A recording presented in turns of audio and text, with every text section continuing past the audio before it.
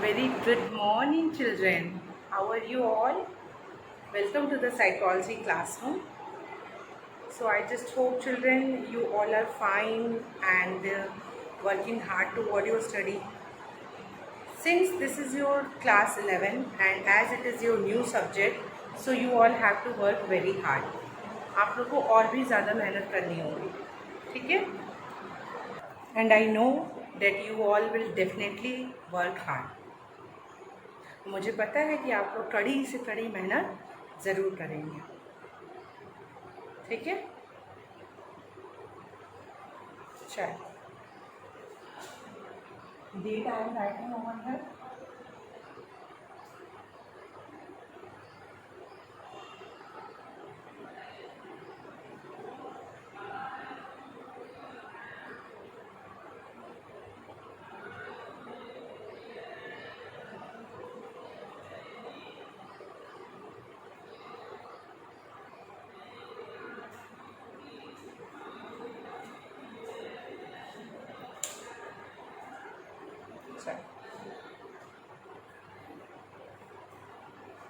Children, सबसे पहले I am very happy to teach you all and I just hope the same enthusiasm and expect the same enthusiasm and happiness from you or from your side also.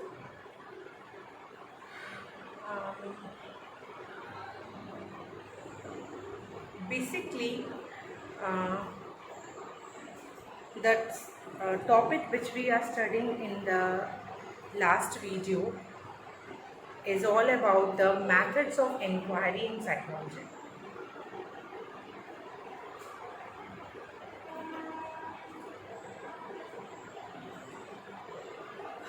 So, children, first of all, you should know about the different methods of inquiry in psychology.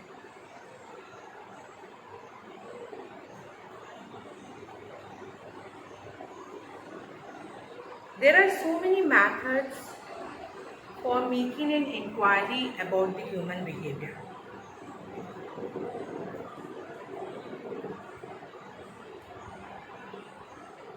Before that, we have discussed about the goals of psychological inquiry also. Okay?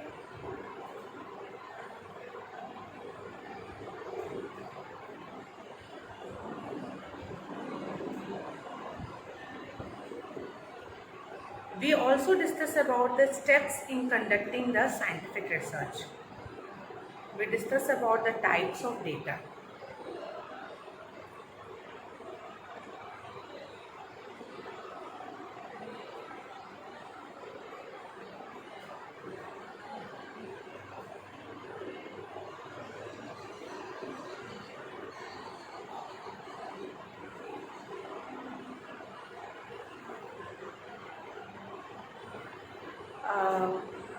After discussing about the types of data, the thing which we have discussed is the important methods in psychology, where we have discussed about the observation method, and after the observation method we have discussed about the experiment method. Experiment method के बारे में हमने पढ़ा. Experiment method में हमने ये पढ़ा कि experiment method tells the cause and effect relationship between two variable. दो वेरिएबल्स के बीच में क्या रिलेशनशिप होता है ये डिस्कस करता है, ठीक है? This is one thing. Second, we also discuss about the different types of variable and what are extraneous or relevant variable, how we can control the relevant variables, ये भी हमने discuss किया. What are the different type? One thing which is one or two point which is left related to the experimental method are, see जब हम experiment करते हैं तो we usually make the two groups, हम दो group बनाते हैं. Experimental group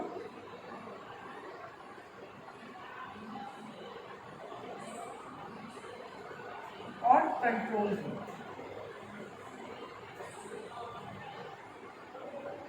हम क्या बनाते हैं? टू ग्रुप्स बनाते हैं, experimental group and control group.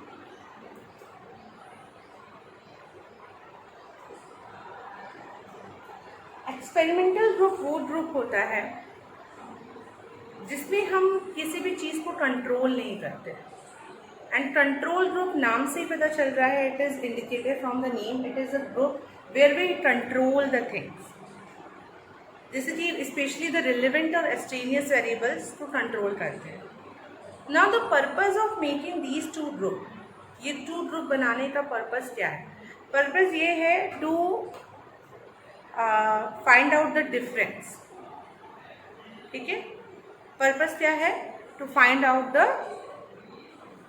Difference between experimental group and control. जैसे कि मान लीजिए, जस्ट एग्जाम्पल लीजिए, हम लोग एक टॉपिक लेते हैं, लाइक मैंने ये टॉपिक लिया कि the more the student will devote the time for the study, या the more the time for the study the better will be the performance. Again I am saying the more will be the time of the study, the better will be the performance. The more will be the time of the study, the better will be the performance. जितना ज़्यादा आप time study पे देंगे उतना अच्छा performance होगा। हमने एक ये प्रॉब्लम ली, एक ये बिहेवियर लिया, ठीक है, जिसको स्टडी करने के लिए हमने टू ग्रुप बनाए। एक एक्सपेरिमेंटल ग्रुप बनाया जिसमें हम कोई भी चीज़ों को कंट्रोल नहीं कर रहे हैं, और एक हमने कंट्रोल ग्रुप बनाया जिसमें काफ़ी चीज़ों को हम कंट्रोल कर रहे हैं, जैसे स्पेशली द रिलेवेंट वेरिएबल्स को कंट्रोल कर रहे हैं। अब आप इन टू ग्रुप्स को बीच में डिफ्रेंशिएशन कर सकते हो, ए ग्रुप बी ग्रुप। अब इन दोनों में आप क्या कर सकते हैं? डिफ्रेंशिएशन कर सकते हैं कि which one is better.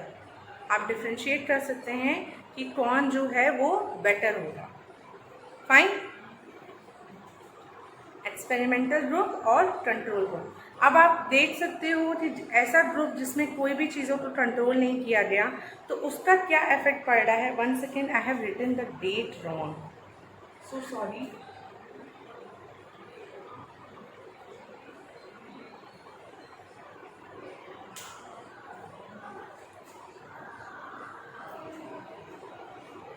Because 27 video I have already, I think, uploaded.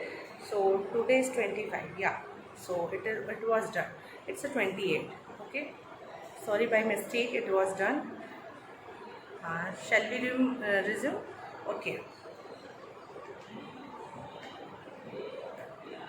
Now what is happening? So एक ग्रुप है जिसमें हम कंट्रोल नहीं कर रहे हैं और एक है जिसमें कंट्रोल कर रहे हैं, तो आपको कोई ना कोई डिफरेंस ज़रूर मिलेगा दोनों ग्रुप्स में। ठीक है, थोड़ा बहुत आपको difference you will definitely find out. Okay, आगे बढ़े।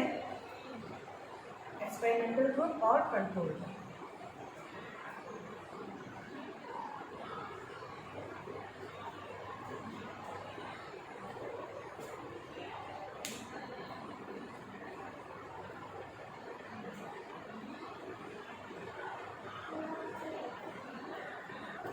ठीक है, एक्सपेरिमेंटल ग्रुप। आगे बढ़ते हैं। ये एक चीज़ लेफ्ट हुई थी, then I have to discuss about the experiment types. जो एक्सपेरिमेंट होते हैं, जो हम एक्सपेरिमेंट करते हैं, वो भी 2 कैटेगरीज में डिवाइडेड है। ठीक है,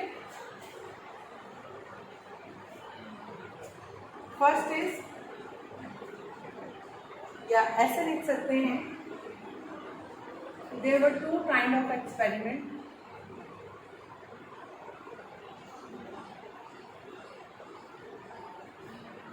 Field experiment and quasi experiment.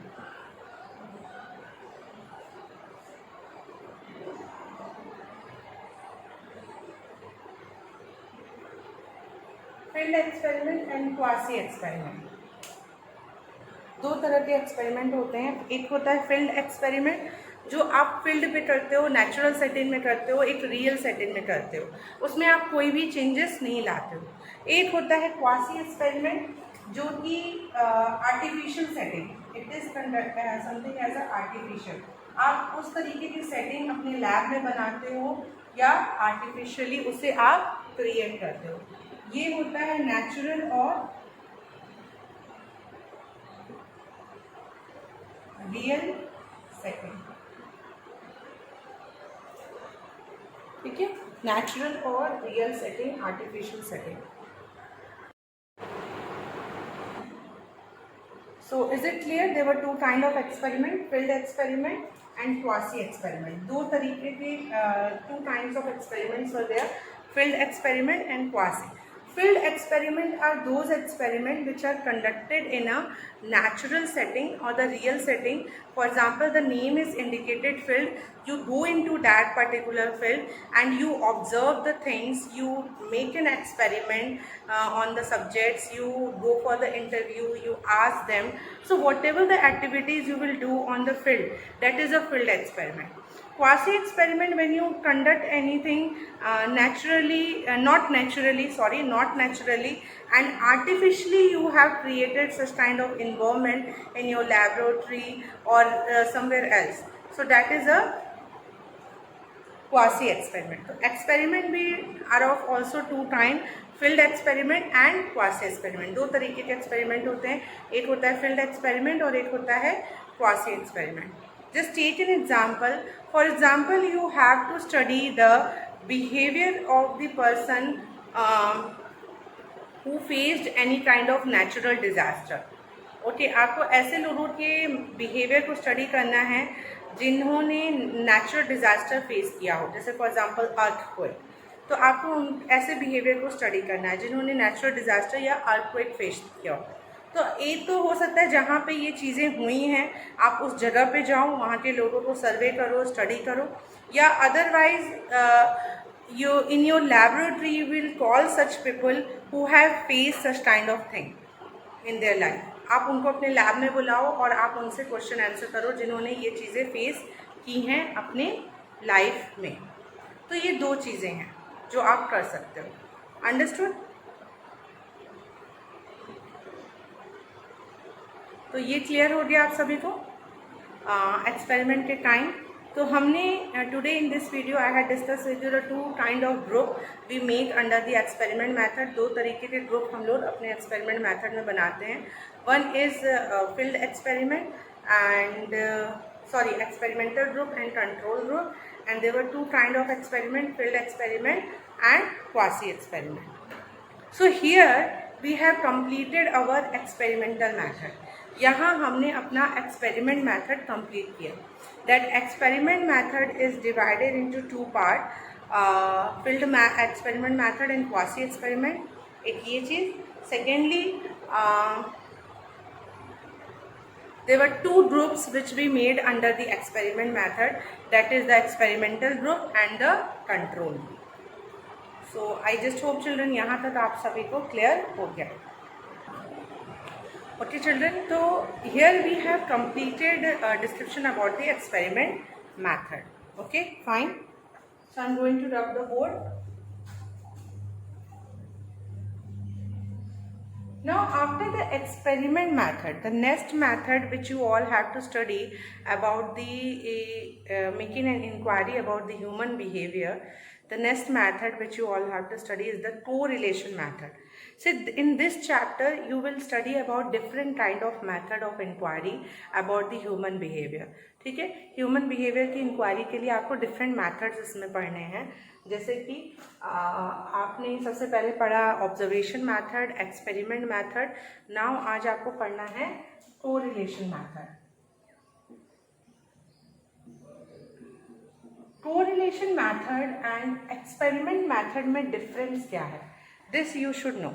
It's very important to know what is the difference between correlation method and experiment method. One second.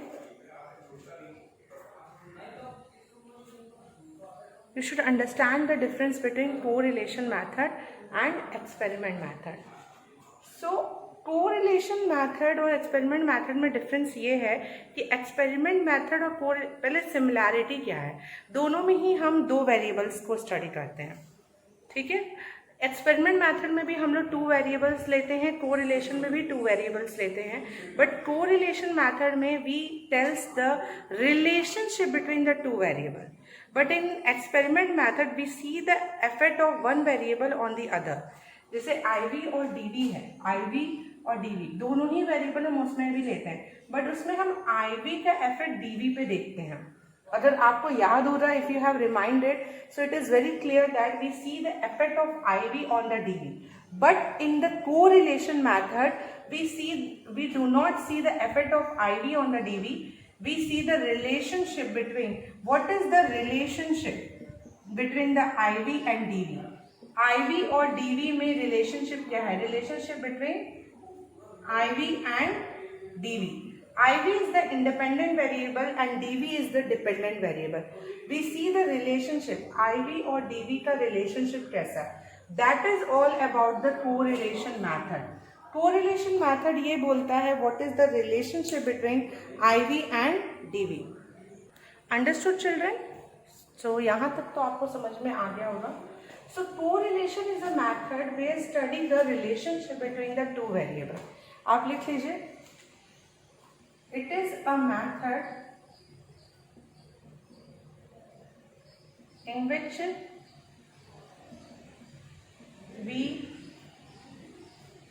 it is a method in which we study the relationship between, it is a method in which we study the relationship between two variables. It is a method in which we study the relationship between two variables. Please note it down. ऐसे note down कर लीजिए. ये वो method है जिसमें हम relationship को देखते हैं between two variables. अब वो रिलेशनशिप कैसा होता है? There were three kind of relationship was discussed. Positive correlation,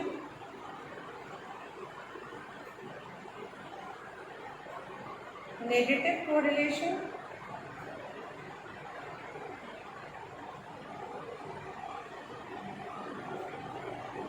and third, zero correlation.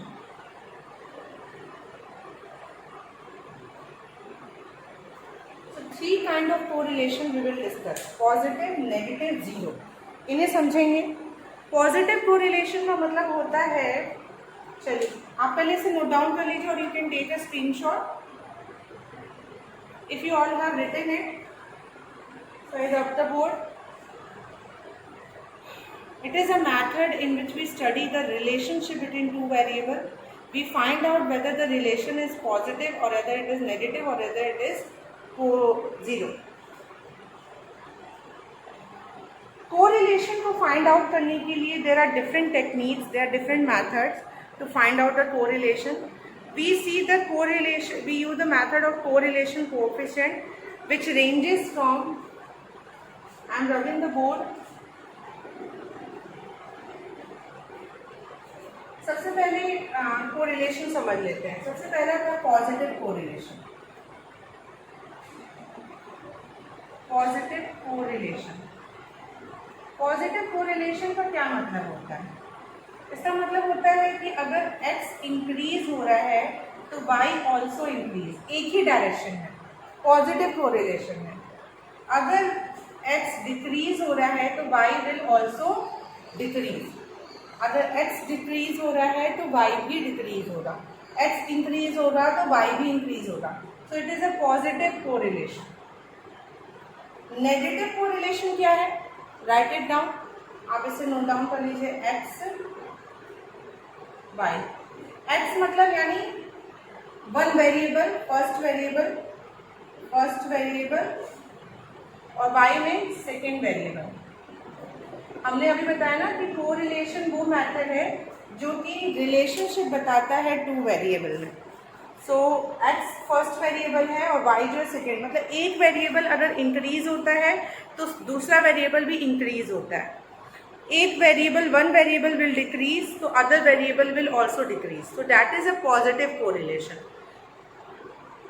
इस एग्जाम्पल के साथ भी समझ लेते हैं. जैसे कि अगर amount of study time increase हो रहा है so performance is also increasing. Amount of study time decrease हो रहा है तो performance is also decreasing. So it tells the correlation between the two variable and that correlation is positive correlation. इसके बाद आता है नेगेटिव कोरिलेशन.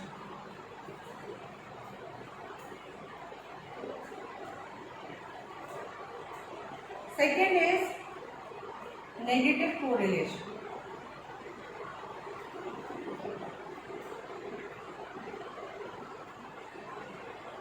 नेगेटिव कोरिलेशन का मतलब होता है कि if x decreases so y increases, या if x increases y decreases, just opposite direction. Opposite आप उसमें लिख सकते हो they move into the same direction and here they move into the opposite direction. Negative correlation है, कोई correlation नहीं है। अगर x इंक्रीज हो रहा है तो y डिक्रीज हो रहा है, x डिक्रीज हो रहा है तो y इंक्रीज हो रहा है। यानी स्टडी टाइम जितना बढ़ रही है तो परफॉर्मेंस डिक्रीज हो रही है, स्टडी टाइम जितना डिक्रीज हो रही है परफॉर्मेंस इंक्रीज हो रही है। तो कैसा कोरिलेशन है? कोरिलेशन जो है वो नेगेटिव है, ठीक है, पॉजिटिव नहीं है। Please note it down this negative correlation also.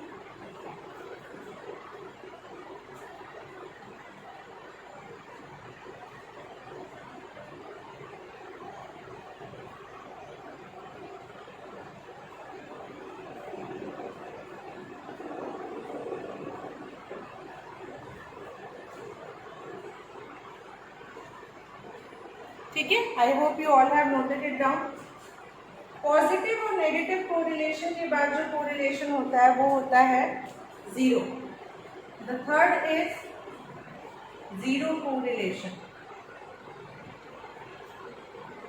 Zero correlation में कोई इफेक्ट नहीं होता, इसका मतलब होता है नो इफेक्ट, कोई इफेक्ट नहीं है। कोई मतलब नहीं है कि अगर x इंक्रीज हो रहा है तो y भी इंक्रीज होगा, कोई कोरिलेशन नहीं। There will be a no correlation, no effect between the x and y, दोनों में कोई कोरिलेशन नहीं है। पॉजिटिव में सेम डायरेक्शन में मूव कर रहे हैं, नेगेटिव में नेगेटिव यानी अपोजिट डायरेक्शन में मूव कर रहे हैं। जीरो कोरिलेशन में x और y का कोई कोरिलेशन, कोई रिलेशनशिप नहीं होता किसी के भी इंक्रीज होने से। अदर पे नो कोरिलेशन का मतलब क्या होता है कि अगर इसमें हम कोई भी इंक्रीज या डिक्रीज करें it has no effect on this one. यानी हम amount of study time increase कर रहे हैं या डिक्रीज कर रहे हैं, परफॉर्मेंस पे कोई इफेक्ट नहीं पड़ रहा।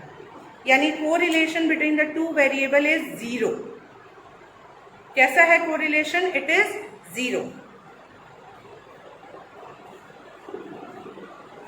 So up to this is clear to you? Positive, negative and zero correlation. Still अगर कोई भी डाउट आता है माइंड में children, you will ask me in the classroom. Correlation coefficient होता है, ये रेंज होता है, इसका एक रेंज होता है। Correlation coefficient, इसका एक रेंज होता है जो कि वेरी करता है -1 to -1, 0 to +1, ठीक है। एक ये रेंज होता है जिसमें वेरी करता है -1, 0 और +1। एक रेंज होता है ना, आपने रेंज देखा है ना, यहाँ 0 होता है, इधर सभी माइनस में आते हैं, -1, -2, -3, -4, -5, +1, +2, +3, +4, +5, ठीक है। सो कोरिलेशन जो कोएफिशिएंट एक नंबर में आता है, क्वांटिटेटिव नंबर में आता है, जो इन्हीं रेंज में वैरी करता है, ठीक है। आपकी बुक में भी दिया गया है, ठीक है, नोट डाउन कर लिया होगा आप सभी ने।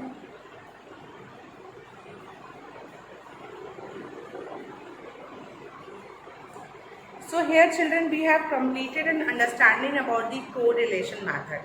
I just hope आपको correlation method भी अच्छे से समझ में आ गया होगा, ठीक है।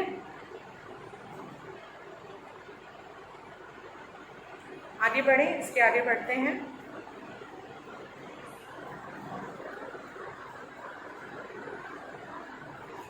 ठीक है, आगे बढ़ते हैं कोरिलेशन मेथड के बाद। इसके अलावा बहुत सारे और भी मेथड हैं जिनसे कि आप इंक्वायरी कर सकते हो ह्यूमन बिहेवियर की। तो अभी वो कोरिलेशन हमने पढ़ा। कोरिलेशन में This is something a very important method if you find to establish a relationship between the two variable. अगर कोई दो वेरिएबल के बीच में आपको रिलेशनशिप इस्टेब्लिश करना है तो उसके लिए मेथड बहुत ही इफेक्टिव है, बहुत ही ज़्यादा इफेक्टिव है। अगर आपको कोई भी रिलेशनशिप इस्टेब्लिश करना है, और ये बेसिकली प्योरली क्वांटिटेटिव भी होता है, okay, it is also something and कह सकते हैं साइंटिफिक मेथड है, ये भी एक साइंटिफिक मेथड है। तो कोरिलेशन निकालने के लिए there are some techniques also, उनके नाम हैं जैसे कि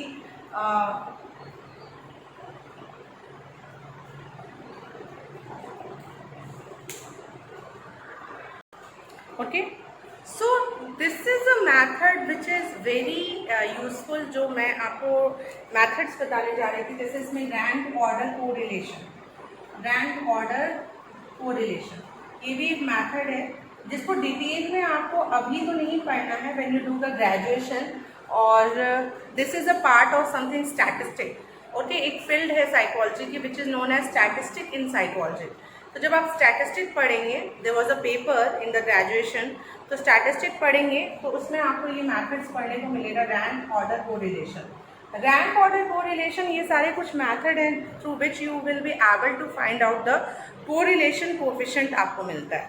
रैंक ऑर्डर कोरिलेशन है, आई थिंक ये पियर्सन का है, पियर्सन रैंक ऑर्डर कोरिलेशन। और भी इसी तरह से there are so many methods through which you will be able to find out the correlation and coefficient। आपको एक वैल्यू मिल जाएगी which will be benefit for you। So children, here in this video I had covered some of the points which are left in the experiment method, and I discussed with you a new method of inquiry, that is a correlation method। So rank order correlation होता है, Karl Pearson का है, coefficient correlation होता है, ऐसे होते हैं, but इनको आपको डिटेल में नहीं पढ़ना, ये आपको ग्रेजुएशन में इनको डिटेल में पढ़ना है। इसके बाद आप लिखिए, इनके अलावा आपको और भी कौन कौन से मैथड्स पढ़ने हैं जो हम नेक्स्ट वीडियो में कवर करेंगे, जैसे कि सर्वे मैथड आपको पढ़ना है, सर्वे मैथड के बारे में, case study method, case study से भी आपको किसी के बिहेवियर की नॉलेज मिलती है। Survey method, case study method, okay, survey method, case study method, survey method, case study method, survey case study, survey case study, और क्या है, survey case study, survey case study, survey method, case study method, survey case study. Then आपके ये हो सकता है psychological testing भी आप कर सकते हो, साइकोलॉजिकल टेस्टिंग, सर्वे की स्टडी, साइकोलॉजिकल टेस्टिंग, ये सारी चीज़ें आप यूज़ कर सकते हैं for the method of inquiry, ठीक है। अदरवाइज 3 तो हमने डिस्कस कर ही लिए हैं। Observation we have covered the correlation, we have covered the experiment method. जो सबसे बड़ा मैथड है इंक्वायरी का, ह्यूमन बिहेवियर का, वो तो हमने कर ही लिया है, which is the experiment method, ठीक है। उसके अलावा ये 3 मैथड्स हैं जो हम लोग डिस्कस कर रहे हैं। So children, up to this I had done my work. Still अगर आपको कोई भी डाउट होता है बच्चों, you will ask me in the classroom. See, don't hesitate in asking the questions. The more and more you come up with the question, the better will be your understanding, उतनी ही अच्छी आपकी understanding होगी। So please children, come up with the questions, और questions तभी आएंगे जब आप book read करोगे और वीडियोस देखोगे। So इन सारे मेथड्स के बारे में हम लोग नेक्स्ट वीडियो में पढ़ेंगे कि सर्वे मेथड क्या है, केस स्टडी मेथड क्या है, ठीक है। Survey method, case study method, psychological testing से भी इंक्वायरी होती है ह्यूमन बिहेवियर की, ठीक है। तो ये सब हम लोग बाद में पढ़ेंगे। So thank you so much children for properly listening to me and properly observing this video, ठीक है। I must say you all have a keen observer and keep this spirit. Thank you so much.